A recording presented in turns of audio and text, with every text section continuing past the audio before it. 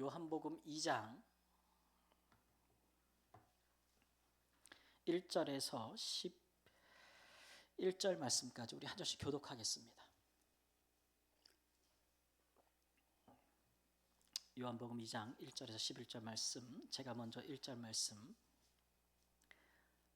사흘째 되던 날 갈릴리 가나에 혼례가 있어 예수의 어머니도 거기 계시고 예수와 그 제자들도 혼례의 청함을 받았더니 포도주가 떨어진지라. 예수의 어머니가 예수에게 이르되 저들에게 포도주가 없다 하니 예수께서 이르시되 여자여 나와 무슨 상관이 있나이까? 내 때가 아직 이르지 아니하였나이다. 그의 어머니가 하인들에게 이르되 너희에게 무슨 말씀을 하시든지 그대로 하라 하니라. 거기에 유대인의 전결 예식을 따라 두세 통 드는 돌 항아리 6이 놓였는지라. 예수께서 그들에게 이르시되 항아리에 물을 채우라 하신즉 아기까지 채우니 이제는 떠서 연회장에게 갖다 주라 하심에 갖다 주었더니 연회장은 물로 된 포도주를 맛보고도 어디서 났는지 알지 못하되 물 떠온 하인들은 알더라. 연회장이 신랑을 불러 말하되 사람마다 먼저 좋은 포도주를 내고 취한 후에 낮은 것을 내거늘 그대는 지금까지 좋은 포도주를 두었다 하니 함께 읽습니다. 예수께서 이 첫 표적을 갈릴리 가나에서 행하심 그의 영광을 나타내심에 제자들이 그를 믿으니라. 아멘. 가을입니다. 빨리 지나가긴 하지만 좋은 날씨가 계속되고 있어서 이때 사람들이 좋은 일들을 많이 벌리는 것 같아요. 계획하고. 얼마 전에 이제 결혼식을 갔다 왔는데 가을에 결혼식 하니까 참 좋더만요. 분위기가. 물론 뭐 혼인집 그 양가도 참 좋지만 또 그것을 축하하러 모이신 손님들도 아주 밝은 얼굴이었습니다. 뭐 혼인집에 와가지고 인상 쓰고 울먹거리고 그런 분은 없잖아요. 다 보기 좋고 또 뭐 예식도 예배 드리고 또 맛있는 식사도 하고 그러니까 저도 이제 덩달아 기분이 좋아지더라고요.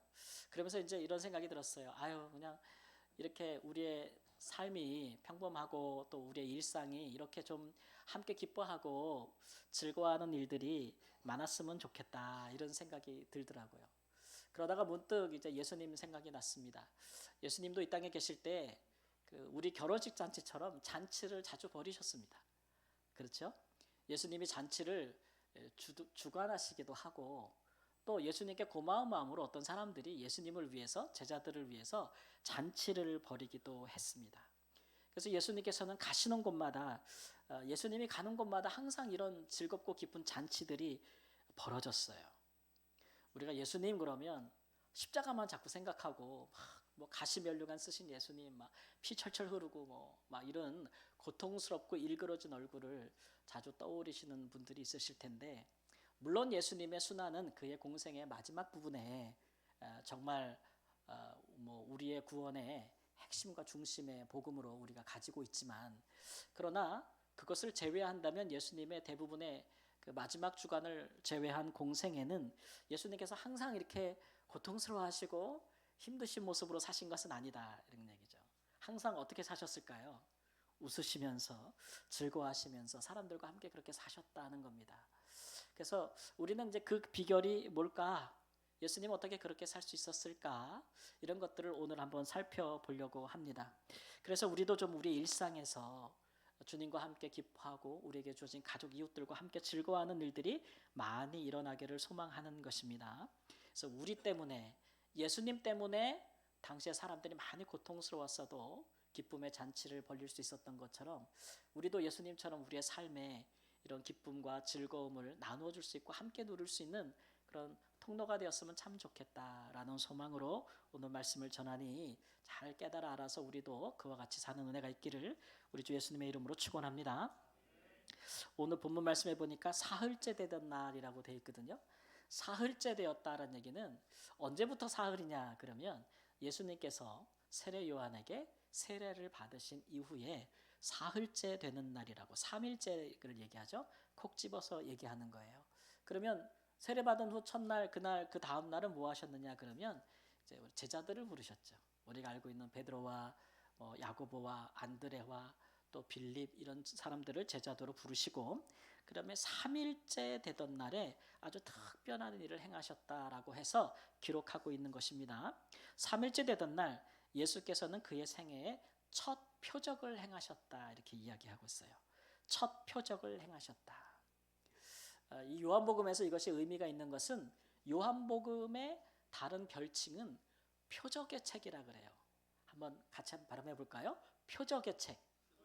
예, 요한복음은 사도 요한이 복음서를 기록할 때에 예수님을 보면서 그가 행하신 표적을 중심으로 기록을 했는데 예수님께서 행하신 일이 많을 거 아니에요, 그죠?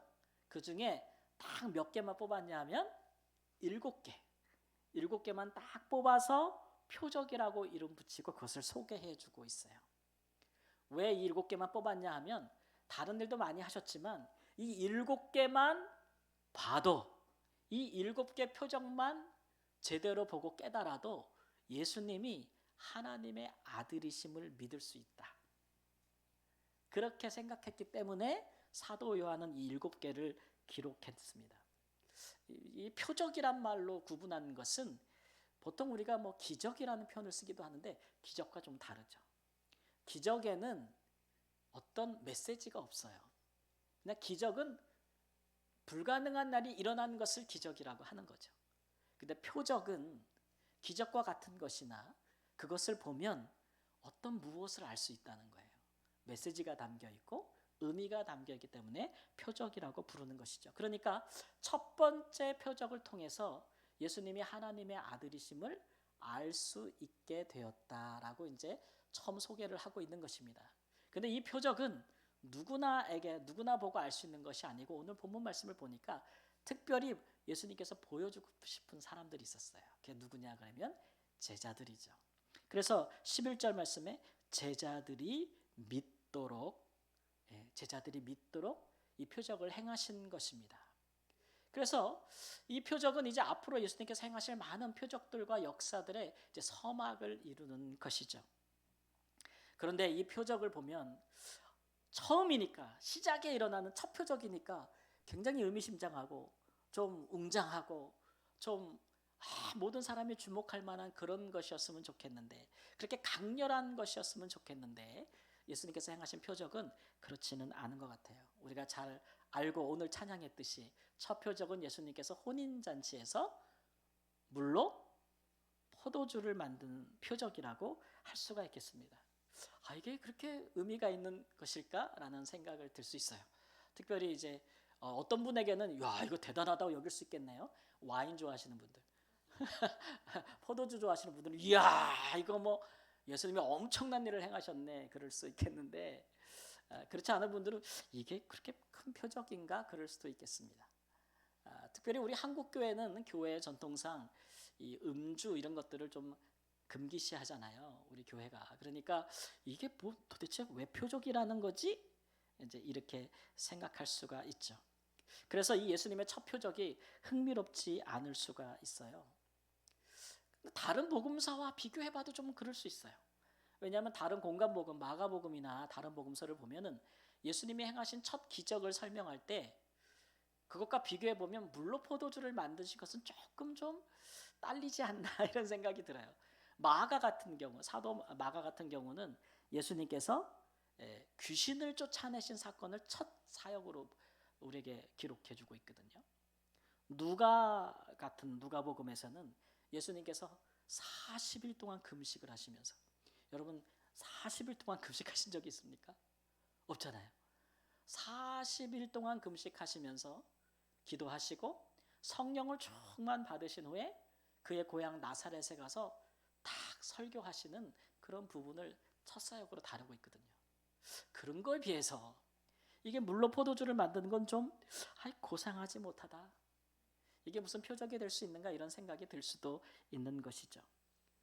그럼에도 불구하고 요한은 이것이 정말 제자들이 이것을 보고 예수님을 믿었으며 정말 여기에 하나님의 영광이 나타났다라까지 얘기하고 있으니까 과연 그러한가 이런 것들을 우리가 한번 살펴보기를 원하는 것입니다.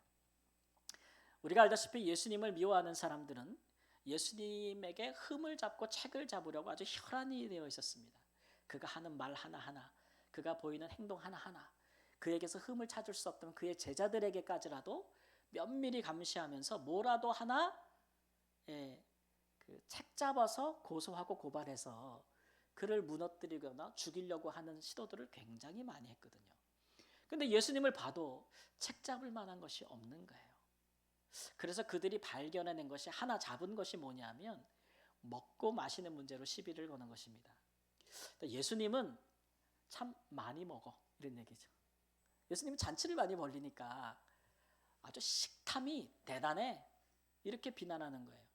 먹는데 환장했어, 이렇게 비난하는 거고, 또 하나는 포도주를 얼마나 좋아하는지 몰라. 그러니까 우리나라로 말하면 뭐예요? 알코올 중독 아니야? 이렇게 이제 비판하고 있는 겁니다. 당시 유대인들은 식사할 때 빵 먹고 그 다음에 포도주 마시는 것은 우리가 물 먹는 것처럼 늘 마시는 거잖아요. 식사하시는 거 가지고 예수님께서 자주 죄인들과 함께 식사하시는 것을 보고 그래서 책 잡는 거예요. 책 잡아서 그렇게 비난하는 건데, 사실 예수님께서 정말 우리가 얘기하면 걸식증처럼 진짜 엄청 먹거나 주체하지 못할 정도로 엄청 중독될 정도로 포도주를 마시거나 그러신 것이 아니고, 단순히 이제 그를 비난하기 위해서 특별히 다 계략이 있는 거예요. 어떤 계략이 있었냐면은 예수님과 세례 요한을 대조시키는 겁니다. 세례 요한은 와서 먹지도 않고 마시지도 아니하였는데 왜 예수는 저렇게 먹고 마시느냐, 이렇게 비판하는 거예요.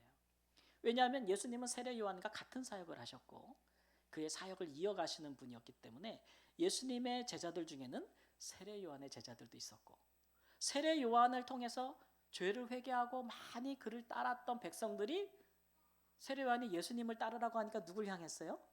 예수님을 향했기 때문에 굉장히 불편했거든요. 그래서 이것을 어떻게 이간질할까 생각을 하다 보니까 이런 수를 냈던 것이죠. 세례 요한은 먹지도 마시지도 않았는데, 세례 요한은 광야에서 금욕하는 사람이었잖아요. 근데 예수님은 마을과 촌락에서 사람들과 함께 먹고 마시니 이거 뭔가 세례 요한에 비하면 너무 진짜 세속적인 거 아니야? 이렇게 이제 비판하는 겁니다. 근데 이게 어느 정도 먹힌 것 같아요. 그래서 세례 요한의 제자들이 예수님께 나와서 묻지 않습니까? 아니 우리는 금식 많이 하는데 왜 당신과 당신의 제자들은 금식하지 않습니까? 이렇게 와서 불만 어린 이야기를 하는 것 자체가 이런 이간질이 좀 먹혔다, 이렇게 볼 수도 있는 것이죠. 그때마다 예수님은 이제 혼인집 예화를 얘기하셨습니다. 지금 막 이렇게 잔치가 벌어지고 있는데 금식하는 것이 가당키나 하냐, 이런 얘기죠. 지금은 금식할 때가 아니라는 것이죠. 이 바리새인의 제자들 또는 세례 요한의 제자들은 금식을 많이 했어요. 그러면서 나 금식하네, 그런 것들을 사람들 앞에 보이려고 일부러 얼굴도 흉하게 하고 또 슬픈 기색을 띠고 많이 다녔어요. 사람들이 보면 저 금식하나 보다, 저렇게 자주, 정말 경건한 사람이네, 이렇게 생각하게끔 그렇게 높임받는 걸 좋아했기 때문에 그런 일을 많이 했는데, 예수님과 예수님의 제자들은 슬픈 기색은커녕 얼굴이 흉하기는커녕 항상 포동포동해 보이고, 사도 요한 말씀에 의하면 예수님의 얼굴에서는 독생자의 영광이 나타난다 했으니까 보기 좋아요, 안 좋아요? 보기 좋으니까 그렇게 시비를 거는 것이죠. 그런데 예수님의 이 말씀과 그 당시 상황을 우리가 이렇게 종합해 보면은 왜 첫 표적을 예수님께서 혼인집 잔치집에서 물로 포도주를 만든 일로 하셨는가를 생각해 볼 수가 있습니다. 예수님은 자기 자신을 메시아로서 이 땅에 오셨을 때 자기 자신을 어떻게 이해하냐면 마치 혼인집에, 결혼하는 집의 신랑으로 이해하셨어요. 나는 혼인집의 신랑이다, 이 땅에 있을 때.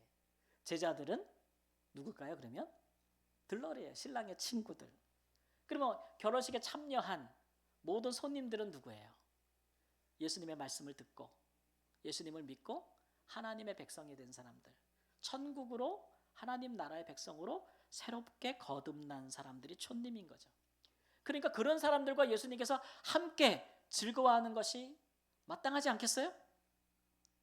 예수님은 지금 그런 입장인 거예요. 여러 번 강조하셨어요. 꼭 혼인집 잔치의 비유뿐만 아니라 예수님의 그 마음을, 사람들에게 하나님 말씀을 전할 때 사람들이 죄를 깨닫고 기쁨으로 회개하고 삶이 변화돼서 예수님께 나오는 것들, 그런 것들을 예수님은 그 기쁨을 마치 어떤 사람이 잃어버린 양을 찾았는데 그게 너무 그 찾은 것이 너무 좋아서 이웃 사람들을 불러서 뭐 했어요? 잔치를 벌였을 때에 그 잔치를 벌이는 주인과 같은 심정이라고 얘기하셨어요. 또 하나는 어떤 여인이 돈을 잃어버렸어요. 아유, 그 돈을 어디에 잊어버렸을까? 그러다가 마침내 그 돈을 찾은 거예요. 기뻐요, 안 기뻐요? 너무 기뻐가지고 자기의 벗을 불러서 나 이거 잃어버린 돈을 찾았다. 그리고 벗을 막 대접하고 함께 즐거워 파티를 여는 것과 같은, 그게 예수님의 심정이라고 얘기하시는 거예요. 그게 마치 뭐와 같냐면 예수님이 말씀하신 거는 죄인 한 사람이 회개할 때 하나님 나라에서 하늘에서 하나님이 천사들과 함께 기뻐하는 모습, 그 모습을 이 땅에서 예수님께서 재현하시는 거죠. 그때도 예수님은 이 땅에 오시기 전에 성자로서 하늘에서 그 같은 기쁨을 함께 누리지 않으셨겠어요? 그것을 이 땅에서도 보여주시기 위한 거죠. 그러니까 예수님께서 그렇게 하셨을 때에 예수님을 미워하고 시기하고 질투하는 사람들은 그것을 좋아하지 않았지만, 그러나 백성들은 기뻐했고 예수님을 지지했다라는 것입니다. 이렇게 상반되는 거예요. 그래서 우리는 아니 도대체 백성의 지도자 된 사람들, 바리새인들, 그 사람들은 왜 예수님이 이렇게 가난하고 병들고 그들이 죄인이라고 하는 사람들과 가까이 하면서 그들과 식사하시고 기뻐하시는 모습을 왜 그렇게 싫어했을까? 왜 그렇게 비판했을까? 그것 때문에 왜 이렇게 예수님을 죽이려고 했을까? 아니 죄인들이 회개하는 것이 얼마나 좋은 일인데 그들은 왜 이렇게 나쁜 마음을 품었을까? 생각하지 아니할 수 없죠. 첫 번째는 뭐냐면 놀랍게도 이 사람들이 죄인들이 회개하는 것을 기뻐하지 아니한 것은 첫 번째로 제사 때문입니다. 뭐 때문이라고요? 제사. 지금으로 말하면 예배죠. 왜냐하면 그들이 생각할 때에 예수님께서 가까이 하시는 이 세리와 죄인들은 하나님께 그들이 예배 드릴 때 아주 방해가 되는 사람들이에요. 이 사람들은 예를 들면 뭐 병든 사람들을 보면 왜 병들었겠어요? 죄를 많이 져서 병든 거지. 그러니까 저런 사람은 내가 가까이 하면 돼야 안 돼요? 안 돼. 이건 깨끗한 사람이 아니에요. 그러니까 내가 깨끗한 사람과 접촉하면 나도 더러워져. 그러면 내가 하나님께 가서 예배할 제사 드릴 수가 없는 거예요. 그러니까 이런 사람들은 우리의 삶에서 몰아내고 쫓아내고 가까이 할 수 없게 만드는 것, 그들이 그것이 제사를 위함이라고 생각했죠. 아주 열심히 있었어요. 차별하고 정죄했죠. 그런데 이들의 이 열심은 아무리 열렬하고 참 큰 열정을 가지고 하는 거라도 정말 잘못된 거예요. 왜냐하면 하나님은 그런 제사를 명하신 적이 없거든요. 호세아서 6장 6절 말씀 함께 읽겠습니다. 나는 인애를 원하고 제사를 원하지 아니하며 번제보다 하나님을 아는 것을 원하노라. 하나님은 인애를 원하지 제사를 원치 않는다. 이 얘기는 뭐 오늘날 말하면 예배지만 하나님은 예배보다도 인애를 원한다는 거예요.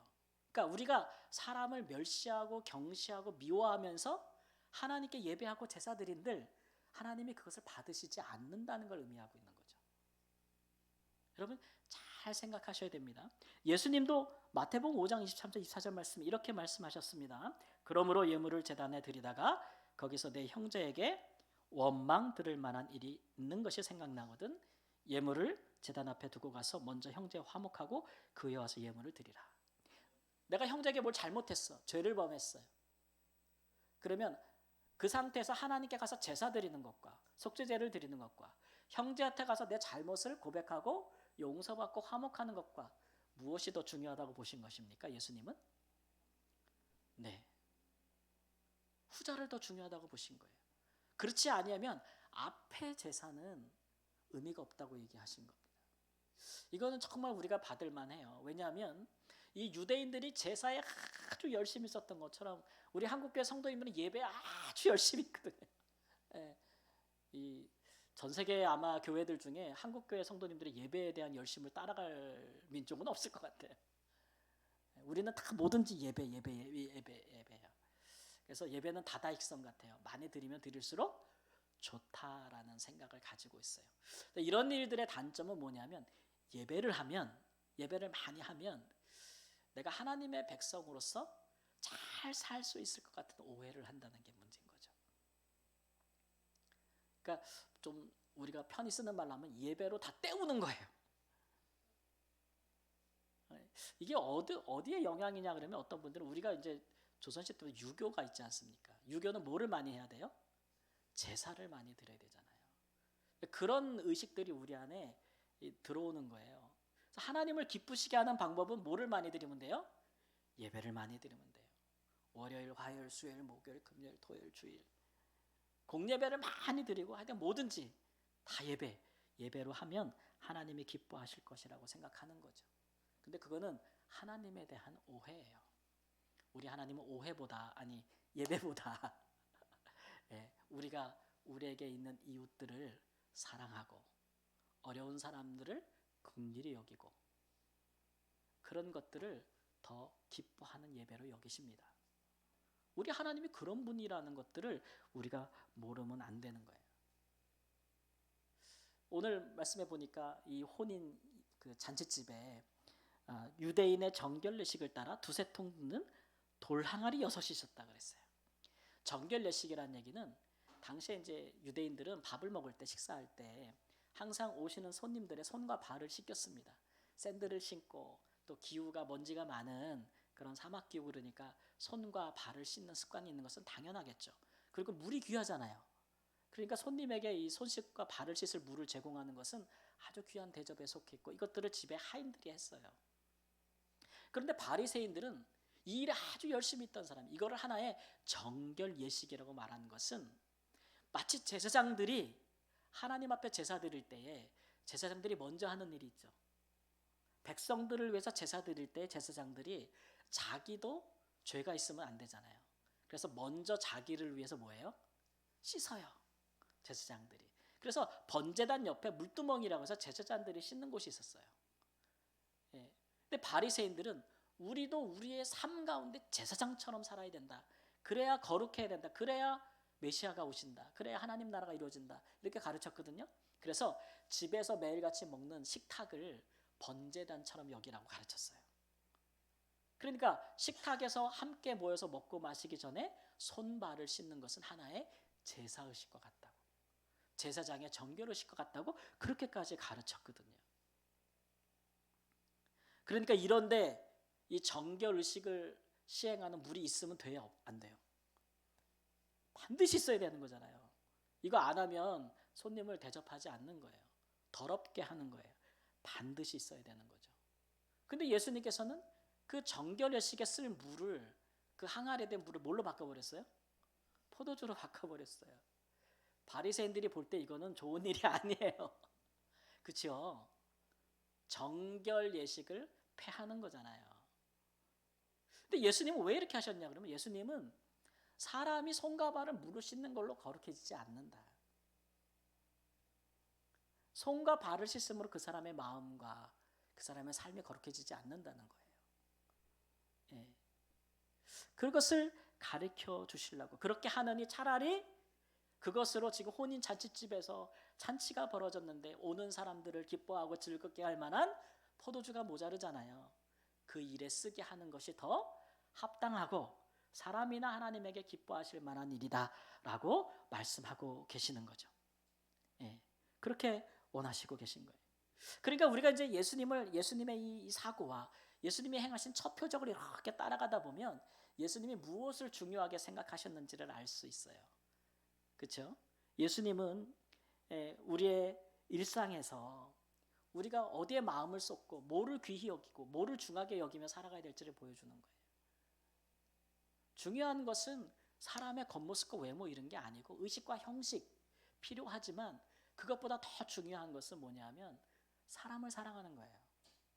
그리고 사람의 필요를 채워주는 거예요. 그것보다 더 중요한 것은 없지요. 그것이 하나님께 영광이 되고 하나님의 영광이 나타난다는 거죠.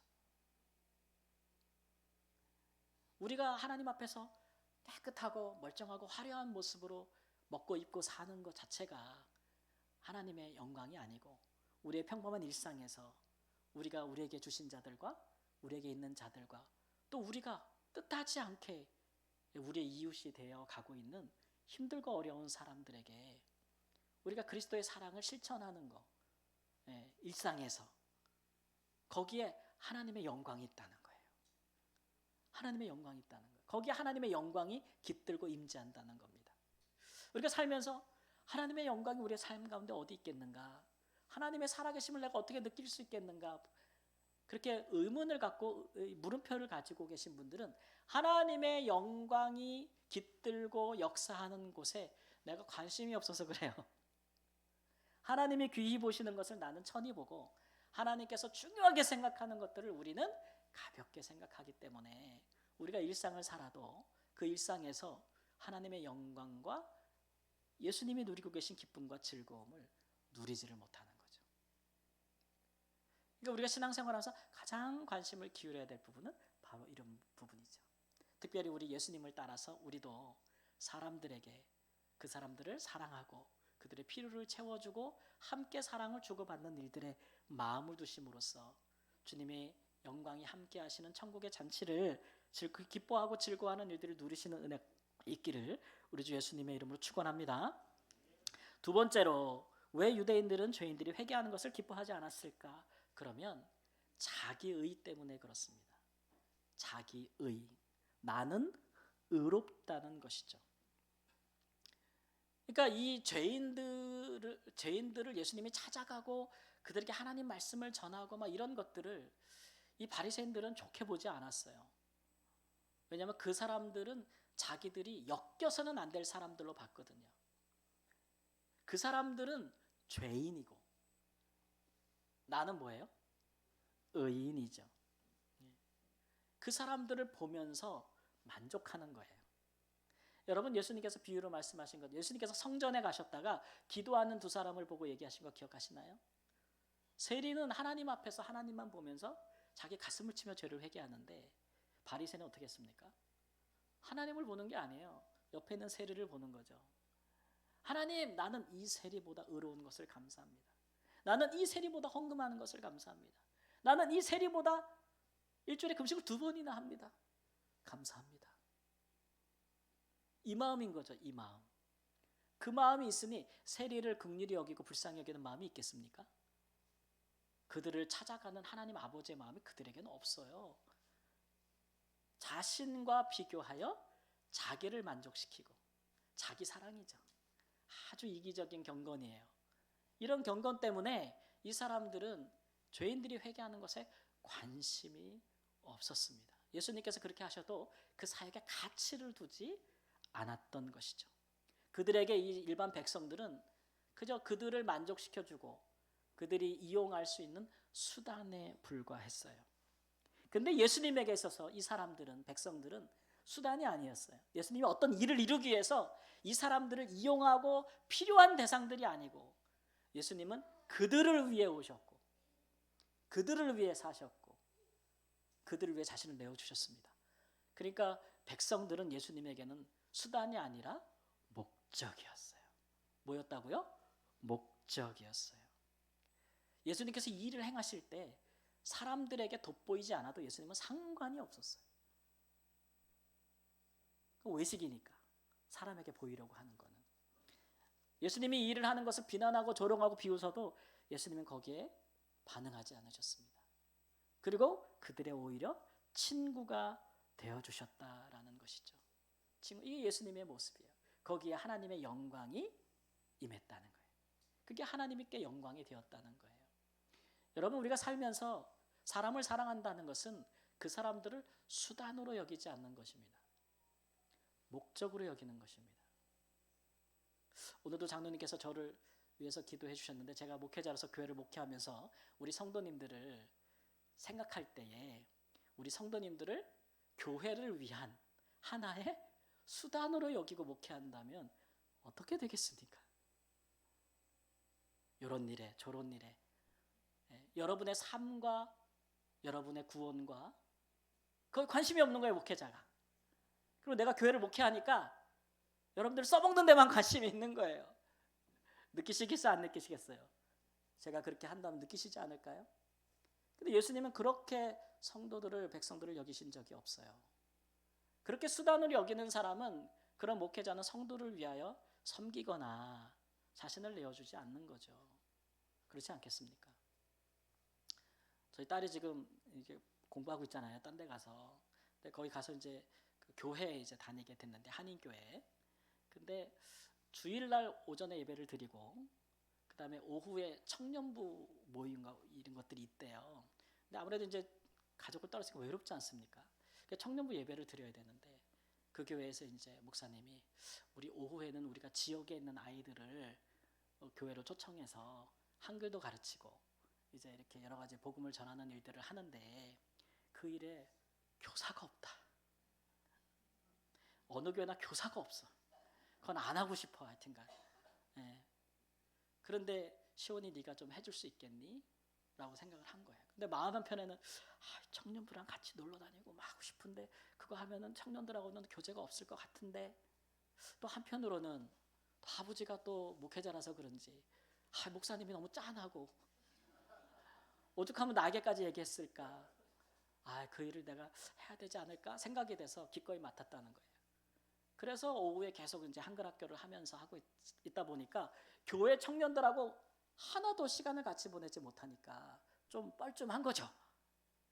그래도 의미를 두고 하고 있는데 이제 어떤 청년들이 와서 계속 찌르는 거예요. 야, 교회에서 너한테 그러면 안 되지.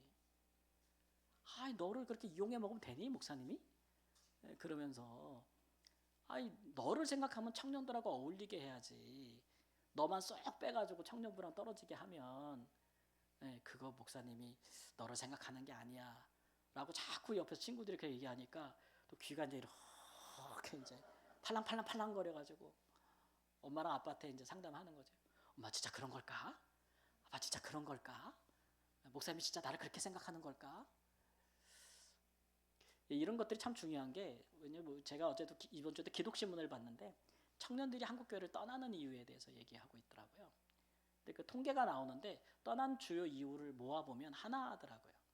교회가 우리를 목적으로 하지 않는다. 교회를 우리를 수단으로 여긴다. 그러니까 청년들을 교회를 성장시키기 위한 도구로 쓰는 거예요. 이것도 해, 저것도 해. 교회에서 굳은 일은 다 시키고 막 시키면서도, 근데 막상 청년들의 삶에 어떤 문제나 중요한 일이 생겼을 때는 관심이 없는 거예요. 그런 걸 청년들이 느끼니까 내가 뭐야, 교회가 뭐야, 이런 생각을 하게 된 이유 중에 하나가 있다. 그런 생각이, 그런 통계를 봤어요. 그래서 제가 이제 물었죠. 너는 목사님이 정말 그런 마음으로 너에게 부탁을 했다고 느꼈니? 그건 또 아니래요. 그래서 너한테 해주는 친구들의 생각에 너는 동의하니? 그러니까 들을 때는 그런데 또 아니면 또 아닌 것 같아요. 잘 모르겠대. 그래서 네 마음도 이해한다 그랬죠. 근데 제가 그랬죠. 주일에는 모든 사람이 교회에 와서 안식을 누리는 것은 참 중요해. 근데 모든 사람이 안식을 누리려면 누구는 안식을 포기해야 돼. 단순히 목사님이 너한테 그런 마음을 했다는 게 중요한 게 아니고, 네가 안식을 주고자 하는 마음이 더 있다면 그 일을 기쁨으로 하고, 그것을 안식을 주기에 네가 너무 영적으로 피곤하고 네가 너무 황폐해져서 나는 안식을 누려줘 줄 수 있는 사람이 아니라고 생각하면 이번까지 하기로 했으니 12월까지 하고 목사님께 말씀을 드려라. 그렇게 전했거든요. 그러나 그런 것 없이 그런 말에 오해하지는 말아라. 속으로 아마 그랬을 거예요. 목사는 목사 편이고. 그랬을 수도 있어요. 여러분, 사람이 목적이 되면 모든 것이 특별해집니다. 예수님께서 제자들뿐만 아니라 백성들을 수단으로 여기지 아니하시고 예수님이 영광받기 위한 수단이 아니라 그들이 하나님의 영광 가운데 참여하도록 하기 위한 것으로서 그들과 식탁을 나누고 잔치를 벌이시지 않았습니까? 이것이 어떤 특별한 의미가 있습니까? 나중에는 예수님께서 모든 것을 그들에게 내어주셨을 때 이 식탁의 교제는 우리가 영원히 기념할 성찬이 되지 않습니까? 성찬이 되지 않습니까? 그러니까 우리가 좀 사람을 우리가 살면서 우리가 먹고 사는 문제 때문에 옆에 있는 이웃들과 가족들을 같이 일하는 동역하는 사람들을 너무 수단으로 여기며 살지 않기를, 너무 이용하면서 살지 않기를, 그들 자체를 존중해주고 더불어 함께 즐거워하고 기뻐할 마음으로 함께 사시는 그런 생각을, 예수님과 같은 생각을 가지시기를 주님의 이름으로 축원합니다. 사람을 사랑하고 사람이 목적이 되면 일상의 평범한 것에도 우리 주님의 특별한 역사가 일어날 것이고, 거기에 하나님께서 주시는 기쁨이 있고 즐거움이 있고, 그것이 우리 하나님께 영광이 되는 줄을 믿습니다. 우리 교회는 사랑에 대한 세 가지 모토를 갖고 있어요. 서로 사랑, 먼저 사랑, 멀리 사랑. 이 모토를 갖고 있는데, 이게 하나의 표로 그치지 않고 우리가 살면서 우리의 삶 가운데 무엇을 위해 살아야 되는가, 어떻게 살아야 되는가를 생각하게 되는 귀한 은혜가 있어서 우리의 삶에도, 우리의 일상에도 주님의 영광과 천국의 놀라운 기쁨과 즐거움이 함께 임하기를 우리 주 예수님의 이름으로 축원합니다. 아멘. 기도하겠습니다. 주님, 날마다 우리의 일상이 하나님 흘러가는 무의미한 기쁨과 즐거움조차 없는 무료한 삶이 되지 않기를 원합니다. 예수님께서 행하셨던 것처럼 하나님, 사람을 생각하고 또 사랑하는 일에, 또 사람을 우리의 삶에 함께 주 안에서 천국의 기쁨과 즐거움을 누리는 일에 목적을 두고 살아가기를 원합니다. 하나님의 그 같은 일을 할 때에 하나님이 주시는 놀라운 영광과 기쁨이 얼마나 우리에게 충만히 임하는지를 경험하도록 하나님 인도해 주옵소서. 존귀하신 예수님의 이름으로 기도합니다.